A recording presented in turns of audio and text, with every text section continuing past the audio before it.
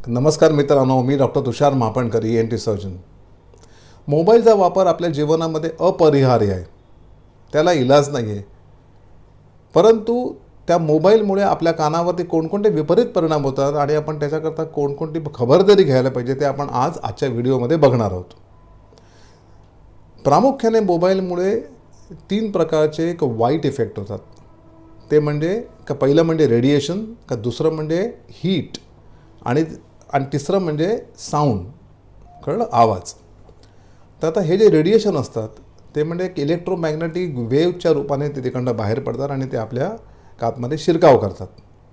या इलेक्ट्रोमॅग्नेटिक वेव्हजमुळे म्हणजे जर समजा जर मोबाईल बराच काळ जर आपण वापरत असलो तर असं संशोधन आहे की त्या इलेक्ट्रोमॅग्नेटिक वेव्हजमुळे आपल्या पेशीतील DNA बदलाव होऊ शकतो. एक. दुसरी गोष्ट म्हणजे हे जे रेडिएशन असतात ते 2 प्रकारचे असतात, आयोनायझिंग आणि नॉन आयोनायझिंग. आता मोबाईलमधनं विशेषतः आयोनायझिंग रेडिएशन्स हे ॲक्च्युली बाहेर पडतात.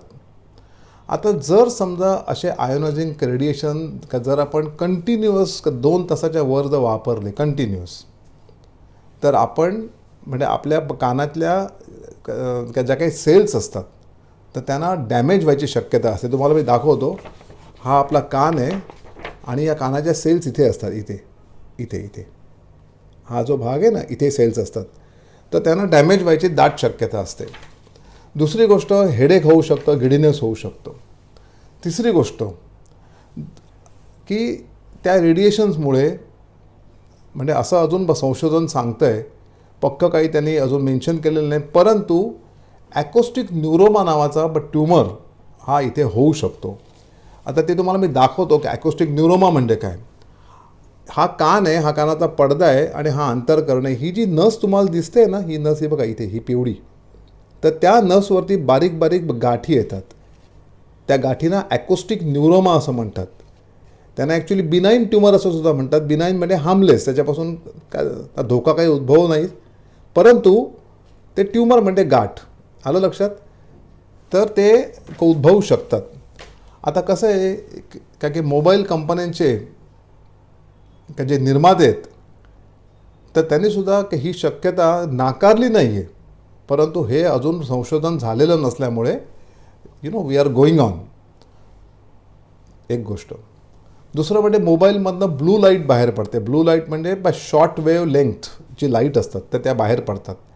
तर त्या बाहेर पडल्यामुळे इकडनं सगळं आत जातं आणि त्याच्यामुळे आपल्या ब्रेनमधलं मेलॅटोनिन नावाचं हॉर्मोन जे असतं ते कमी होतं. मेलॅटोनिन नावाचं हॉर्मोन हे आपल्या स्लीप करता अतिशय महत्त्वाचं आहे का झोपेसाठी. रात्री मेलॅटोनिनचं प्रमाण अतिशय जास्त असतं. त्यामुळे ते जर हॉर्मोन जर कमी झालं तर आपण जागे राहतो, आपल्याला झोप येत नाही आणि इवन झोपेमध्ये सुद्धा आपला ब्रेन ॲलर्ट राहतो. हे लक्षात ठेवा. Number 3, heat. आता हीटमुळे काय होतं ते बघा. जेव्हा इथे हीट होते मोबाईलमुळे, तेव्हा ते हीटमुळे ते हीट वेव्ह जे असतात ते फक्त या ज्या असतात टिश्यू त्या तर गरम करतातच, परंतु त्यासोबत ती हीट तिथून आतपर्यंत जाते आणि ती हीट तिथून डीपपर्यंत सोडली जाते. आता जर तुम्ही इथे वर बघितलं तर हे जे मांस आहे ह्याच्या आतमध्ये हे पातळ हाड आहे आणि ते डायरेक्ट ब्रेन आहे. त्याप्रमाणे इथे सेल्स आहे, त्यामुळे ह्या सगळा पोर्शन जो असतो तो सगळा तापतो. त्याच्यामुळे सुद्धा आतमध्ये डॅमेज व्हायची दाट शक्यता असते. That is heat.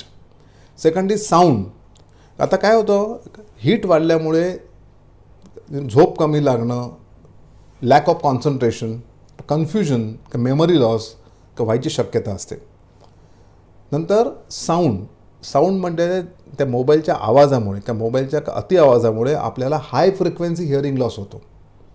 आलं लक्षात? आता त्या मोबाईलमुळे हे झाले कानावर परिणाम. त्याप्रमाणे ॲक्च्युली इतरसुद्धा परिणाम होतात. For example mobile vision syndrome त्याला म्हणतात. म्हणजे मोबाईलसारखा बघून आपल्याला मायोपिया होतं. मायोपिया म्हणजे लघुदृष्टी दोष त्याला म्हणतो आपण मराठीमध्ये.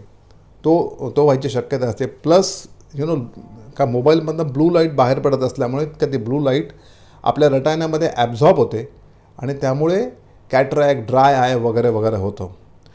मोबाईलमुळे आपली मान सारख्या कशी खाली असल्या कारणामुळे आपल्याला स्टिफ नेक होते, त्याला आपण टेक्स्ट नेक असं म्हणतो.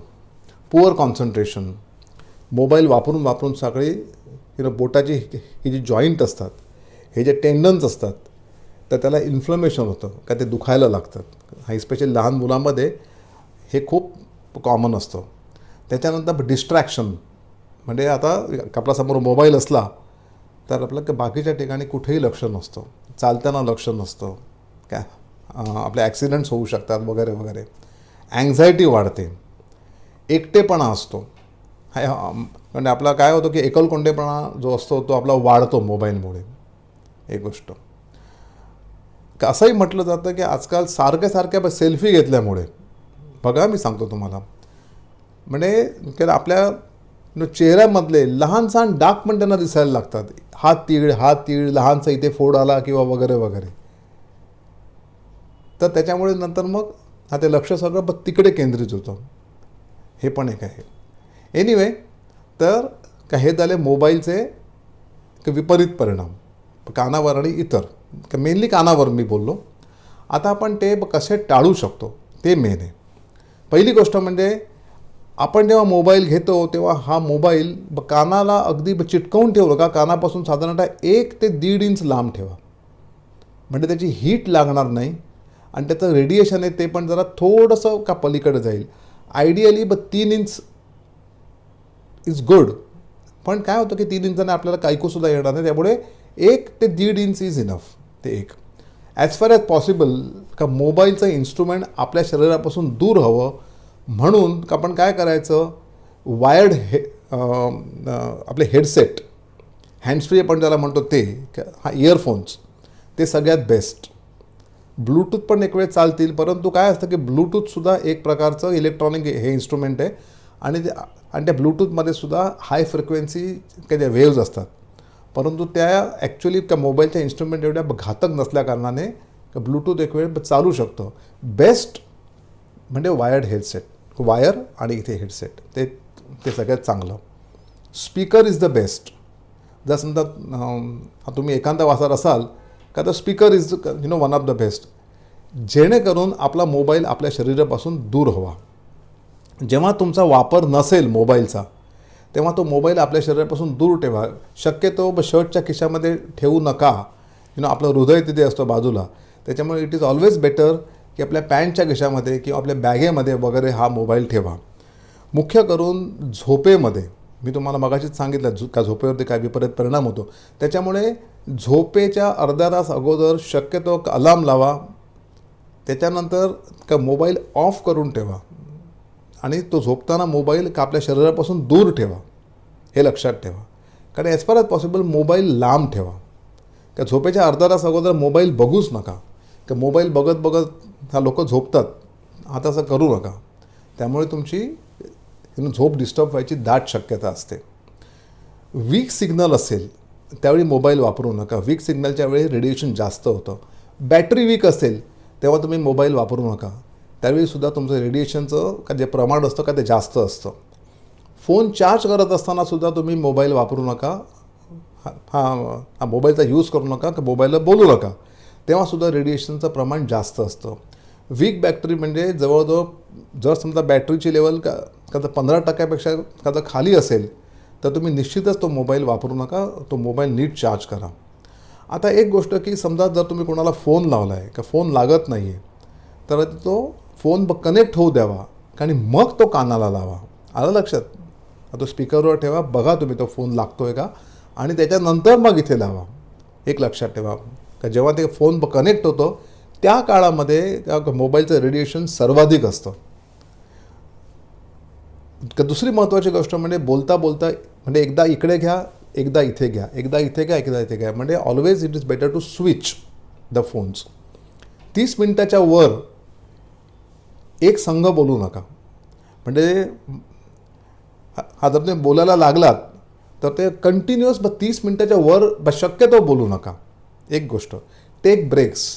का मोबाईलचा जर तुमचा वापर खूप असेल तर साधारणतः अर्धा पाऊण तासमध्ये मोबाईल ठेवा बाजूला, विश्रांती द्या त्याला. एक 60-60चा रूल आहे, तो अतिशय महत्त्वाचा आहे. तो तुम्ही फॉलो करायला हवा. 60-60 म्हणजे कोणताही जर तुम्ही हेडसेट लावलं, गाणं ऐकताय किंवा जर मोबाईल ऐकताय, तर त्याचं 60% वर व्हॉल्यूम ठेवायचं नाही. हा 60% शुड बी द व्हॉल्यूम. ते एक. आणि ॲट अ टाईम 60 मिनटंपर्यंत बोलायचं नाही. जनरली असं असतं की पर डे मॅक्झिमम 2 तासाचं अलाव केलेलं आहे WHOने. परंतु एका वेळेस का जर तुम्ही एक संघ जर समजा तुम्ही 1 तासभर बोललात, तर मात्र तुमच्या कानाला निश्चित डॅमेज व्हायची शक्यता आहे. Either heat, radiation, what ever. त्यामुळे हे एक मात्र तुम्ही पाळा.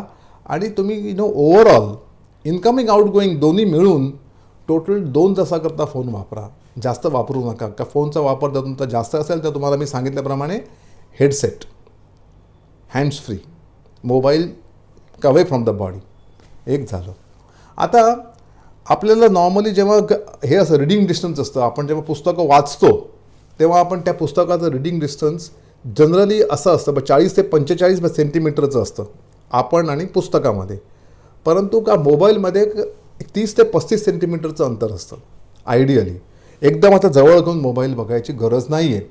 आपण मान अशी सरळ ठेवून का जेव्हा हे बघायचा, मोबाईल बघायचा, ॲज फार ॲज पॉसिबल का मोबाईलचं स्टँड मिळतं त्याच्यावर मोबाईल सरळ ठेवून आपण असं सरळ एकदम का बघू शकतो किंवा असं बघू शकतो.